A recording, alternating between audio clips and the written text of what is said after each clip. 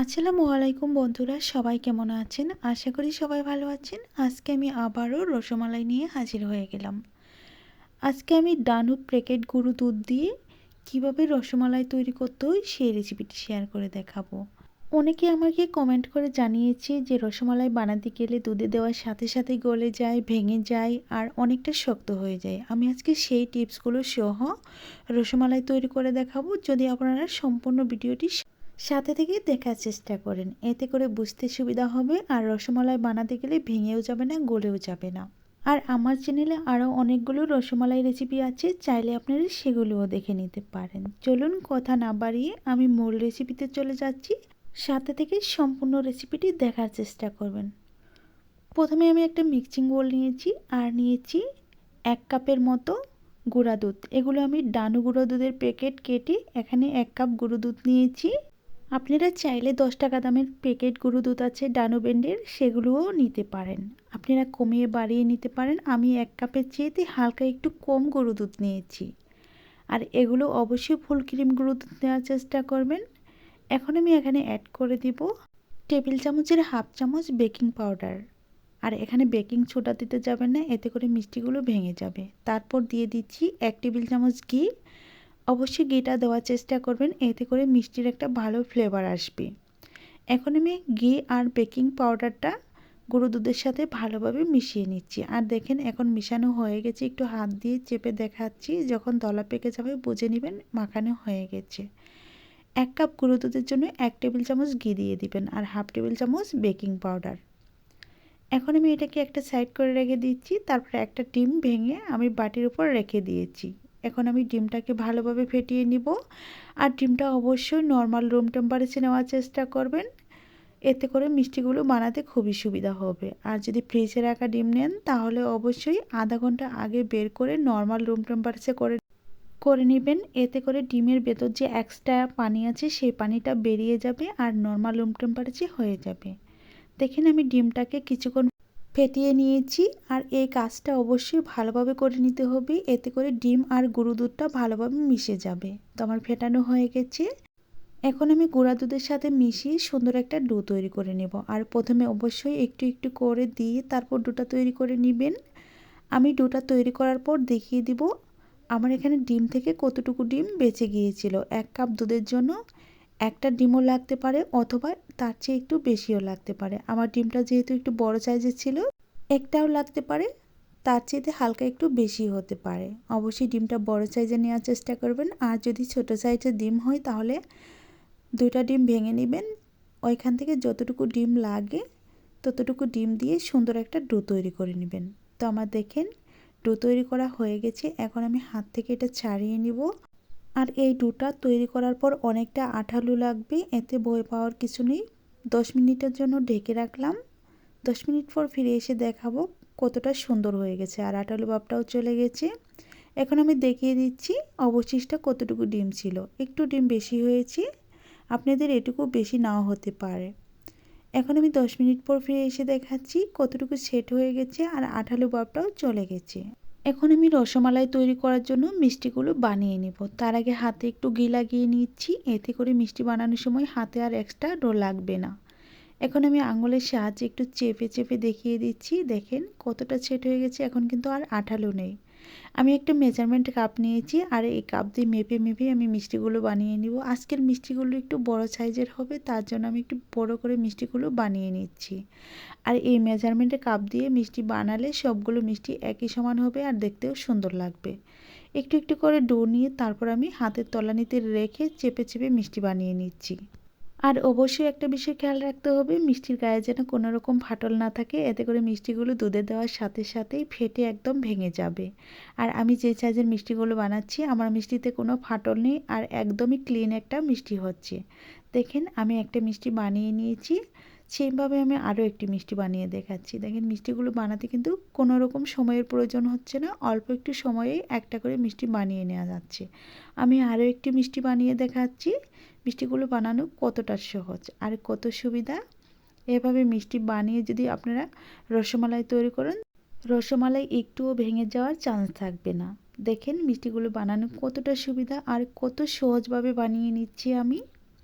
এইভাবে সবগুলো মিষ্টি বানিয়ে তারপর সবগুলো মিষ্টি একসাথে করে দেখাচ্ছি। আজকে যেহেতু আমি বড় সাইজের মিষ্টি বানাচ্ছি, বেশি মিষ্টি হবে না, অল্প কিছু মিষ্টি হয়েছে। আপনারা চাইলে গুনে নিতে পারেন 1 কাপ গুঁড়া দুধ থেকে কতটা মিষ্টি হয়েছে। আর এই মিষ্টিগুলো দিয়ে রসমালাই তৈরি করলে পুরোপুরি 1 কেজি রসমালাই হয়ে যাবে। এখন আমি এই মিষ্টিগুলোকে সাইড করে রেখে দিচ্ছি, তারপর চুলায় চলে যাচ্ছি। চুলায় আমি এখানে 500 গ্রাম দুধ নিয়েছি, আর দুধটার সাথে আমি আরও 1 কাপ পানি মিশিয়ে দিয়েছি। আর এই পানিটা মেশানোর কী কারণ আমি আজকে সেটাও শেয়ার করে দেখাবো। অনেকেই বলে মিষ্টি বানানোর পর মিষ্টি চুপসে যায় আর একদমই শক্ত হয়ে যায়, আর তাদের জন্য এই টিপসটা। তারপর আমি এখানে স্বাদ মতো লবণ দিয়ে দিচ্ছি। লবণটা দেওয়ার পর নেড়েচেড়ে ভালোভাবে মিশিয়ে নিচ্ছি। মিশিয়ে নেওয়া হয়ে গেলে আমি আরও 2 মিনিটের মতো রান্না করার পর এখানে স্বাদ মতো চিনিটাও দিয়ে দিব। আপনাদের পছন্দ মতো আপনারা মিষ্টিটা দিয়ে দিতে পারেন। আর আপনারা যদি ডিমের গন্ধটা পছন্দ না করেন তাহলে এখানে 2টি এলাচ ফেলে দিতে পারেন, এতে করে এলাচের ভালো একটা ফ্লেভার আসবে। এখন আমি দিয়ে দিচ্ছি স্বাদ মতো চিনি। আপনারা আপনাদের পছন্দ মতো চিনিটা দিয়ে দিবেন, কম বেশি সেটা আপনাদের পছন্দ মতো দিয়ে দিতে পারেন। এখন আমি নেড়ে চেড়ে ভালোভাবে মিশিয়ে নিয়ে তারপর বলক তুলে নিচ্ছি। আর পানিটা মেশানোর এটাই কারণ, দুধটা যত পাতলা থাকবে মিষ্টিগুলো খুব সহজে সিদ্ধ হবে আর চুপসে যাওয়ার কোনো কারণ থাকবে না। এই কারণেই আমি একটু পানি মিশিয়ে দিয়েছি। ঘন দুধের ভিতরে মিষ্টি সিদ্ধ করলে মিষ্টির ভিতরে কোনো রকম মালাই ঢোকে না, তার জন্য অবশ্যই পাতলা মালাই তৈরি করে মিষ্টিগুলো সিদ্ধ করে নেওয়ার চেষ্টা করবেন। এখন যেহেতু বলক চলে এসেছে, এখন আমি একটা একটা করে মিষ্টি মালাইয়ের ভিতর ছেড়ে দিচ্ছি। আর এখন কিন্তু মালাইটা অনেকটা পাতলা, আর এই পাতলা থাকার অবস্থায় মিষ্টিগুলো ছেড়ে দিতে হবে। আমি একে একে সবগুলো মিষ্টি ছেড়ে দিচ্ছি, একটু নেড়ে চেড়ে উল্টিয়ে পাল্টিয়ে নিচ্ছি। তারপর বাকি মিষ্টিগুলো আমি সেমভাবে ছেড়ে দিচ্ছি।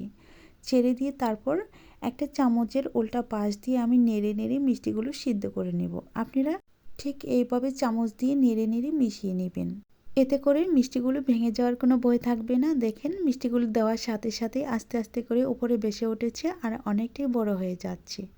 আজকে দেখবেন আমার একটা মিষ্টিও ভেঙে যাবে না, গলেও যাবে না। আর মালাইটা কতটুকু পাতলা আছে সেটা একটু খেয়াল করে রাখবেন। দেখেন সবগুলো মিষ্টি ফুলে ডবল হয়ে গেছে। আমি আরও 1 মিনিটের মতো নেড়ে চেড়ে সিদ্ধ করে তারপর আমি ঢাকনা দিয়ে ঢেকে দেব, জাস্ট হাতে গোনা 3 মিনিটের জন্য।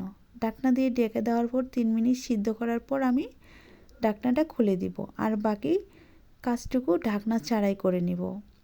দেখেন খুব বড় বড় মিষ্টি হয়ে গেছে।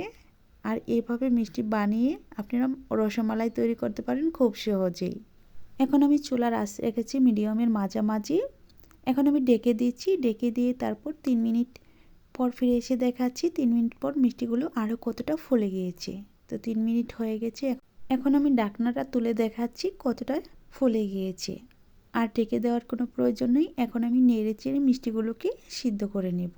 আমি আবারও বলছি, সম্পূর্ণ ভিডিওটি দেখার চেষ্টা করবেন, এতে করে মিষ্টিগুলো আর ভেঙে যাওয়া এবং কি আপনাদের মিষ্টি কখনো আর গলে যাবে না।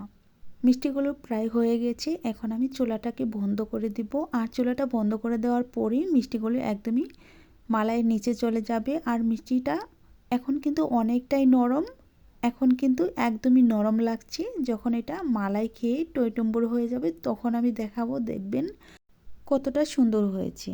এখন আমি রসমালাইয়ের হাঁড়িটাকে নামিয়ে একটা সাইড করে রেখে দিব 1 থেকে 1.5 ঘন্টার জন্য। যতক্ষণে না ঠান্ডা হচ্ছে ততক্ষণে আমি এটাকে একটা ঢাকনা দিয়ে ডেকে একটা সাইড করে রেখে দিব পুরো 1.5 ঘন্টার জন্য। 1.5 ঘন্টা পর ফিরে এসে দেখাবো 1.5 ঘন্টা পর রসমালাইগুলো কতটা সুন্দর হয়েছে। আমি পুরো 1.5 ঘন্টা পর ফিরে এসে দেখাচ্ছি। এখন দেখেন মালাইটাকে কিন্তু অনেকটা খেয়ে নিয়েছি মিষ্টিগুলো। এখন আমি একটা চামচের সাহায্যে তুলে তুলে দেখাচ্ছি মিষ্টিগুলো কতটা গুলুমুলু হয়ে গিয়েছে। প্রতিটা মিষ্টি একদম মালাই খেয়ে টইটুম্বর হয়ে আছে। আর এই মিষ্টিগুলো এখন আমি একটা প্লেটে তুলে সার্ভ করে দেখাবো। আর কিছু মিষ্টি কেটেও দেখাবো মিষ্টিগুলোর ভেতরটা কত জালি জালি হয়েছে আর কত রসালো হয়েছে। আজকের রসমালাই কেমন লেগেছিল অবশ্যই কমেন্টের মাধ্যমে জানিয়ে দিবেন। আর ভালো লাগলে চ্যানেল সাবস্ক্রাইব করে রাখবেন। এখন আমি একটা সার্ভিং ডিশ নিয়েছি আর এখানে প্রতিটা মিষ্টি তুলে তুলে দেখাচ্ছি কতটা সুন্দর হয়েছে আর কত রসালো হয়েছে। এইভাবে আপনারা যদি বাড়িতে রসমালাই বানান তাহলে কিন্তু সবাই খেয়ে অনেক প্রশংসা করবে, আবারও রিকোয়েস্ট করবে এরকম একটা রেসিপি তৈরি করে দেওয়ার জন্য। আর দোকানের রসমালাইয়ের চেয়ে এই রসমালাইটা অনেকটা মজার হয়ে থাকে। দেখেন আমি একটা মিষ্টি চেপে চেপে দেখাচ্ছি মিষ্টিগুলোর ভেতরে কতটুকু মালাই খেয়ে নিয়েছে আর কতটা নরম হয়েছে, কত তুলতুলে হয়েছে। আমাকে অনেকেই কমেন্ট করে জানিয়েছে যে মিষ্টি ভেঙে যায়, গলে যায়। আমি আজকে একদম পুরো একটি বড় ভিডিও তৈরি করে দেখাচ্ছি। দেখেন একদম কতটা সুন্দর হয়েছে, কত নরম তুলতুলে হয়েছে। এইভাবে মিষ্টি বানিয়ে যদি আপনারা রসমালাই তৈরি করেন তাহলে কিন্তু কোনো রকমই মন্দ হবে না। এখন আমি কিছু মিষ্টি তুলে তারপরে কেটে দেখাচ্ছি মিষ্টিগুলোর ভেতরটা কেমন হয়েছে। যতক্ষণে আমি মিষ্টিগুলো কেটে দেখাবো ততক্ষণে বলছি, যদি আমার রেসিপি ভালো লেগে থাকে প্লিজ দয়া করে চ্যানেল সাবস্ক্রাইব করে রাখবেন আর পাশে থাকা বেল বাটনটি অন করে রাখবেন আমার চ্যানেলে ভিডিও সবার আগে পাওয়ার জন্য। আর যারা আমার চ্যানেলটি অলরেডি সাবস্ক্রাইব করে দিয়েছেন তাদেরকে অসংখ্য অসংখ্য ধন্যবাদ। আর যারা এখনও চ্যানেলটি সাবস্ক্রাইব করেন নাই তাদের কাছে আমার ছোট্ট একটি অনুরোধ রইল, চ্যানেলটি সাবস্ক্রাইব করে দিয়ে পাশে থাকার চেষ্টা করবেন আর আমাকে সাপোর্ট করবেন, আমি যেন আরও ভালো ভালো রেসিপি নিয়ে আপনাদের দেখাতে পারি।